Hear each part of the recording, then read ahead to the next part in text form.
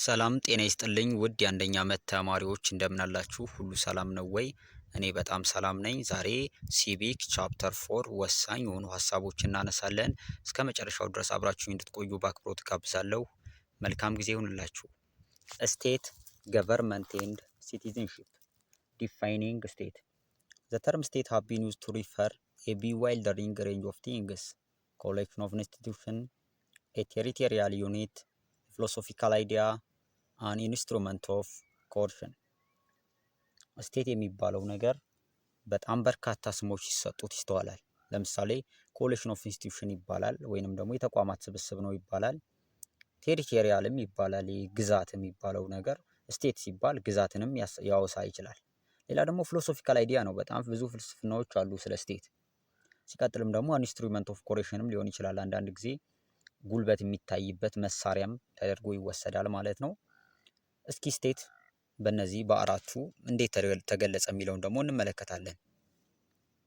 ፍሮም አይዲያሊስት ፐርስፔክቲቭ፣ ፍሮም ፈንክሽናሊስት ፐርስፔክቲቭ፣ ፍሮም አን ኦርጋናይዜሽናል ፐርስፔክቲቭ ኤንድ ፍሮም ኢንተርናሽናል ፐርስፔክቲቭ።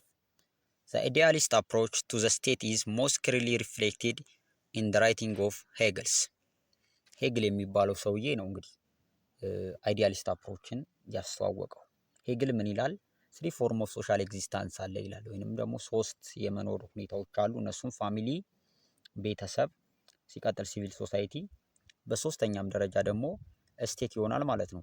እያንዳንዳቸውን ሲገልጻቸው ፋሚሊ ፓርቲኩላር አርቲሉዝም ያለበት ነው። ወይንም ሰው የራሱን መብት ወይንም ደግሞ ራሱን ከሌላው አብልጦ የሚወድ ሰውን ከራሱ አብልጦ የሚወድበት መንገድ። ሁለት ለምሳሌ አንድ የቤተሰብ አባላት ቢኖሩ ሁሉም የቤተሰብ አባላት ከራሳቸው በላይ ሌሎችን የሚወዱበት መድረክ ነው ብሎ የተናገረበት ነው። ሲቀጥል ደግሞ ሲቪል ሶሳይቲ ያለበትን የገለጸበት የዩኒቨርሳል ኢጎይዝም ያለው ራስ ወዳድነት በጣም የተስተዋለበት ነው። ይሄ ሰዎች ራሳቸውን ከሌሎች በላይ የሚወዱበት መንገድ ነው ያለው የቅድሙ ተቃራኒ ይሆናል ማለት ነው። በሶስተኛ ስቴትን የገለጸበት ምክንያት ስቴትን ደግሞ ያለው ስቴት ኢዝ አን ኢቲካል ኮሚኒቲ አንደርፒንድ ባይ ሚቹዋል ሲምፓዚ ወይንም ደግሞ ዩኒቨርሳል አልትሩይዝም ሚቹዋል ሲምፓዚ ያለበት ወይንም እርስ በርስ መደጋገፍ፣ እርስ በርስ መረዳዳት ያለበት ነው ብሎ ስቴትን የገለጸበት መንገድ ነው ማለት ነው። አይዲያሊስት እንደዚህ ካሉ ፈንክሽናሊስቶች ደግሞ ምን አሉ የሚለውን እንመልከት። ዘ ሴንትራል ፈንክሽን ኦፍ ዘ ስቴት ኢዝ ኢንቫሪያብሊ ሲን አስ ኤ ሜንቴናንስ ኦፍ ሶሻል ኦርደር። ስቴት የሚባለው ነገር የተቋቋመበት ዋነኛው ምክንያት ሶሻል ኦርደር ወይንም ደግሞ ማህበራዊ መረጋጋት፣ ማህበራዊ ሰላምን ማምጣት ነው ብለው የተናገሩበት ሂደት ነው ማለት ነው። The state being defined as that set of institutions that uphold order and deliver social stability. ስቴት የሚባለው ሴት ኦፍ ኢንስቲትዩሽን ነው። ምንድነው? አፖልድ ሰላምን ማምጣትና ማህበራዊ መረጋጋትን ማምጣት ነው ያሉ ናቸው ማለት ነው። ይህ አፕሮች ደግሞ በኒዮ ማርኬቲስቶች ነው ዴቨሎፕድ የተደረገው። እነሱ ምን ይላሉ?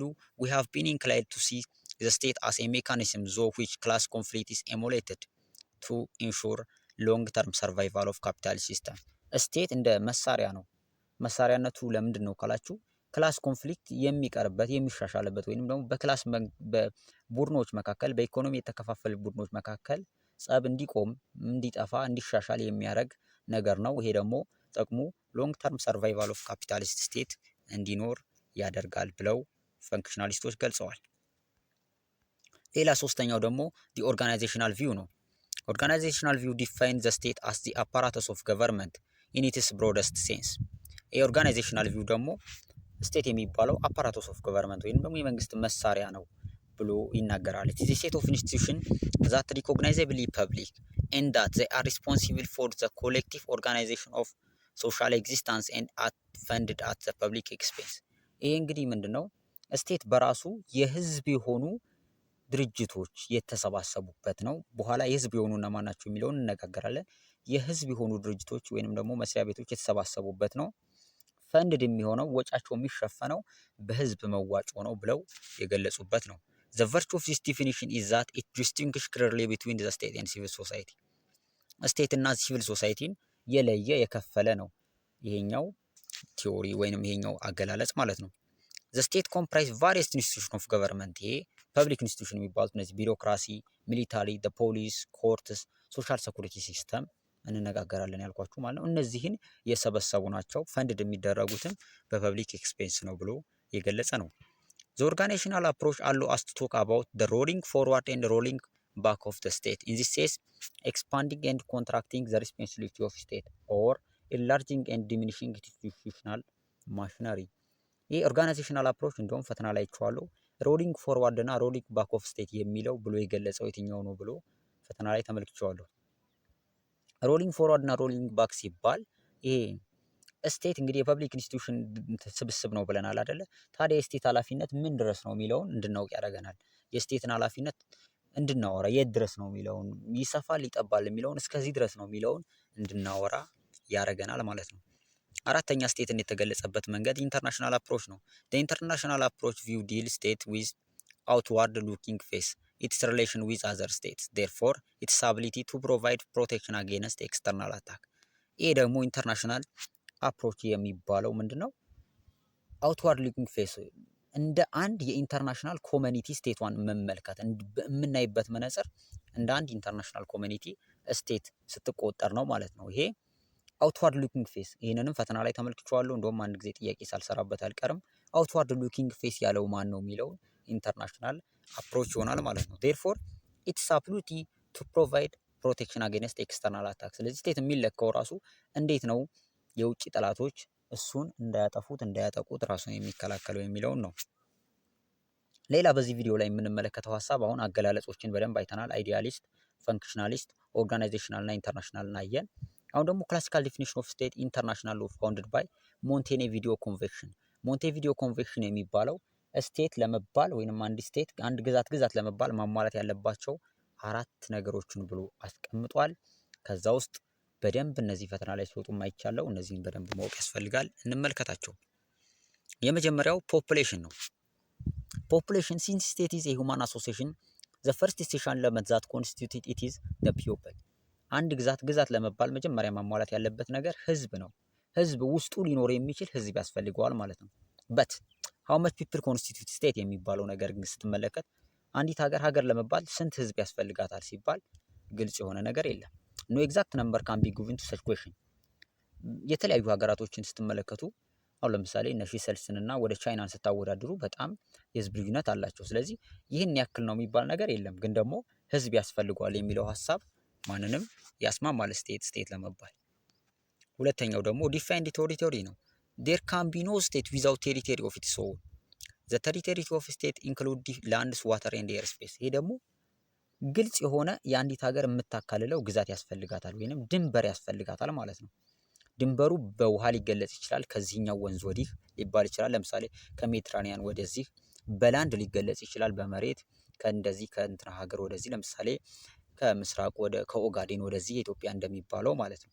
ሌላም ደግሞ በኤር ስፔስ ወይንም ደግሞ በአየር ክልልም ሊገለጽ ይችላል ማለት ነው። ኢት ኦልሶ ፖሲብል ኢት ሜይ ቢ ኢን ዘ ፎርም ኦፍ አይዝላንድ። ለምሳሌ በአይዝላንድ መልኩም እነ ኢንዶኔዥያ እነ ፊሊፒንስ እነ ጃፓን በሚገለጹበት መንገድ ማለት ነው። ብቻ ዋናው ነገር የሆነ ባውንደሪ ያስፈልጋታል ማለት ነው። ዚስ ካን ቢ ደን ባይ ጂኦግራፊካል ማፕ ኢን ዘ ፎርም ኦፍ ዲቪዥን ባይ ሲ ሪቨር ማውንቴን ምናምን ቲክ ፎረስት ዴዘርት። ይሄ ነገር ጂኦግራፊካሊ በተፈጥሮ ከዚህ ወደዚህ፣ ለምሳሌ ከዚህ ወንዝ ወደዚህ፣ ከዚህ ተራራ ወደዚህ፣ ከዚህ ጫካ ወይም ዱር ወደዚህ እየተባለ ሊገለጽ ይችላል። እንደዛ የሚለያይ ነገርም ካልመጣ ደግሞ አርቲፊሻሊ ድንበር ማስቀመጥ ያስፈልጋል ስቴት ለመባል ማለት ነው። ሌላ በጣም ሶስተኛውና ጥሩ ነገር ገቨርንመንት ነው። ገቨርንመንት ኢዝ ሴድ ቱ ቢ ዘ ሳውል ኦፍ ዘ ስቴት ኢት ኢምፕለመንትስ ዘ ዊል ኦፍ ዘ ኮሚኒቲ ኢት ፕሮቴክት ዘ ፒፕል አጌንስት ዘ ኮንዲሽን ኦፍ ኢንሴኩሪቲ። ገቨርንመንት ሲባል ደግሞ ኢዝ ሴድ ቱ ቢ ዘ ሳውል ኦፍ ዘ ስቴት ነው። ሳውል ኦፍ ዘ ስቴት የሚባለው እንግዲህ ነፍሷ ወይም የስቴት ነፍስ ማለት ነው። ኢት ኢምፕለመንትስ the will of the community it protects the people against condition of insecurity። ይሄ ህዝቦቹን ከስጋት ይጠብቃል። ሲቀጥል ደግሞ የህዝቦቹን ፍላጎት ይፈጽማል። መሪ ሆኖ የሚያገለግል ሁሉንም ነገር የሚያደራጅ የሚመራ ገቨርንመንት የሚባል ነገር ያስፈልጋታል። if state is regarded as the first condition of civilized state it is due to the existence of government that maintain law and order። ስቴት የሲቪላይዝድ ስቴት the first condition ነው። ምክንያቱም ገቨርንመንት ህግና ስርዓትን ስለሚያስከብር ማለት ነው። ዘ ገቨርንመንት ኦፍ ስቴት ሹድ ቢ ሶ ኦርጋናይዝ ዛት ኢት ኢንፎርስስ ሎ አስ ኢት ሜንቴን ዘ ኮንዲሽን ኦፍ ፒስ ኤንድ ሰኩሪቲ። ይሄ ገቨርንመንት የሚባለው ደግሞ ህግን ያስፈጽማል፣ ሰላምና ደህንነትን ያመጣል ማለት ነው። ሲቀጥል ደግሞ ፎርም ኦፍ ገቨርንመንቱ ሜቢ ሞናርኪካል ሊሆን ይችላል፣ አሪስቶክራቲክ ሊሆን ይችላል፣ ኦሊጋርኪክ ሊሆን ይችላል፣ ዴሞክራቲክ ሊሆን ይችላል፣ ዲክታቶሪያል ሊሆን ይችላል። ብቻ ዋናው ነገር ግን ህግ መንግስት የሚባል ነገር ስቴት ያስፈልገዋል ነው እንጂ ይህን አይነት ገቨርንመንትን ያስፈልጋል የሚል ነገር ላይኖር ይችላል። ግን ዲሞክራቲካል ቢሆን ሞር የተሻለ ነው። ኢፍ ዜር ኢዝ ኖ ገቨርንመንት ዜር ኢዝ አናርኪ ኤንድ ዘ ስቴት ካም ቱ አን ኤንድ። ገቨርንመንት ከሌለ እርስ በርስ መበጣበጥ ይኖራል፣ ሶሻል ኦርደር አይጠበቅም፣ ሰኩሪቲ አይኖርም። በዛ ጊዜ ስቴት የሚባለው ሀሳብ ይጠፋል ማለት ነው። አራተኛውና ወሳኙ ደግሞ ሰቨርጂኒቲ ነው። አስ ኦልሬዲ ፖይንትድ አውት ሰቨርጂኒቲ ኢዝ ዘ ፎርዝ ኢሴንሻል አትሪቢዩት ኦፍ ዘ ኮንሴፕት ስቴት። ሰቨርጂኒቲ ሉዓላዊነት ማለት ነው። ኢንተርናል እና ኤክስተርናል የሚባል አለው። ኢት ኢዝ ዘ ሃይስት ፓወር ኦፍ ዘ ስቴት ዛት ዲስቲንግዊሽ ኢት ፍሮም ኦል አዘር አሶሲዬሽን ኦፍ ሂውማን ቢንግ። እንግዲህ ብዙ አሶሲዬሽን ኦፍ ሂውማን ቢንጎች እኮ አሉ፣ ግን ስቴትን የሚለየው ሃይስት ፓወር አለው፣ በራሱ ላይ ልዕልና አለው፣ ወይንም ደግሞ ራሱ ትልቅን የመወሰን መብት ስላለው ነው ማለት ነው ሰቨርጂኒቲ የሚባለው። ኢንተርናል እና ኤክስተርናል። ኢንተርናል ሰቨርጂኒቲ ኢምፕላይስ ዛት ኢንሳይድ ዘ ስቴት ዜር ካን ቢ ኖ አዘር አውቶሪቲ ዛት ሜይ ክሌም ኢኳሊቲ ዊዝ ኢት። ዘ ስቴት ኢዝ ዘ ፋይናል ሶርስ ኦፍ ኦል ሎስ ኢንተርናሊ። ስቴት በቃ የመጨረሻው ትልቁ ነው። መጨረሻ ላይ በቃ ሉዓላዊነት ነው በሀገር ደረጃ ያለው ትልቁ እሱ ነው። እዛ ሀገር ውስጥ ኃላፊነት ያለው ስቴት ነው ማለት ነው። ኤክስተርናሊ ስትመለከቱ ደግሞ ማንም የውጭ አካል በውስጥ ጉዳዮች ላይ ጣልቃ እየገባ እንደፈለገ መፈትፈት አይችልም። ምናልባት ይህ ህግ ተከብሯል አልተከበረም የሚለው እንዳለ ሆኖ ማለት ነው። ሌላ ደግሞ ሪኮግኒሽን ነው። ይሄ በሌሎች ሀገራት መታወቅ፣ በሌሎች ሀገራት እውቅና ማግኘት የሚለው ይሆናል ማለት ነው። ይሄ እንግዲህ በሌሎች ሀገራት እውቅና ካላገኘ ችግር ስለሚሆን ማለት ነው። ይሄኛው ግን በሞንቴቪዲዮ ኮንቬንሽን አልተረጋገጠም ማለት ነው።